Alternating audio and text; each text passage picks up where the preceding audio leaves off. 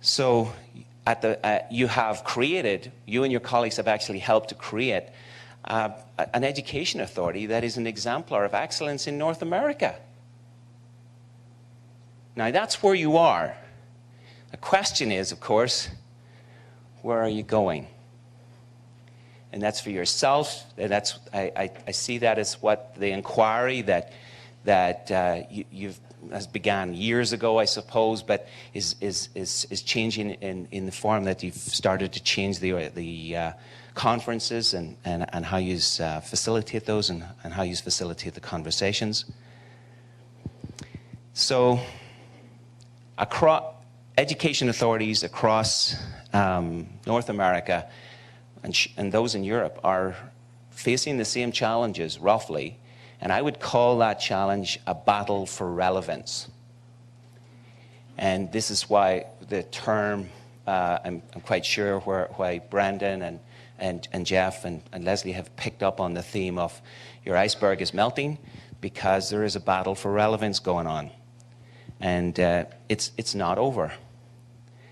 So we must bear in mind that a system that is unwilling or unable to modify its beliefs and assumptions faces extinction just as surely as any other entity that doesn't adapt to its environment.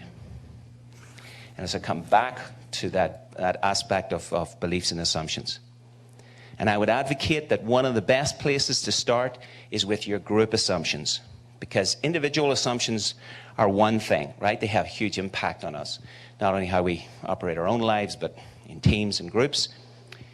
But the group assumptions are particularly sticky because they're very seductive, right? And for the very reason that the sort of herd instinct kicks in when you join a team or a group or go to a new school, and you start to notice that 6 months later, you're believing things you wouldn't have believed before.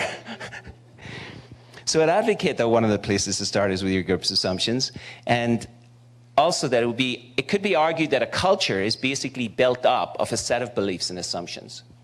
So in this light, if you want to change your culture, to reinvent it and move it forward, and remain at the forefront of education in North America and move even further, then in that light, one of the best places to start is to go back and re-examine your beliefs and assumptions, to change, alter, and redefine the dominant beliefs and assumptions in your culture, because that's what that's what the cogs are that make a culture move around. So, how do we surface assumptions? Well, we saw loads of them going on yesterday, right? Being surfaced, and questioning is the best way to do that, or one of the best ways. And this is where it brings in good questions and the role of dialogue. So asking good questions is extremely important. We've all had the experience of our friend asking us a question and us going, that's a good question, right? And you've had that effect yourself. You know, you've asked somebody and somebody says, and you've stopped them in their tracks. You've snapped them out of a certain way of thinking, and you've enabled them to think something new and different.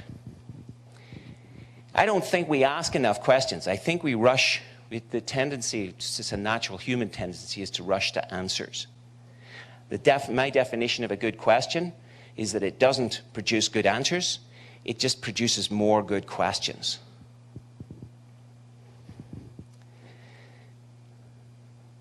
So, Irvin Laszlo states that we are at a transition point as a species. And we are moving from three C's, one set of three C's: conquest, colonization, and consumption. We're heavily into this latter stage, right now. And he says, hopefully, we are moving to another three C's. And those three C's are communication, connection, and consciousness. And that making that transition is affecting just everyone. Cultures that want to change, organizations that want to revitalize themselves and reinvent themselves. prediction, so this prediction actually goes to the heart of the question of what it is to be human.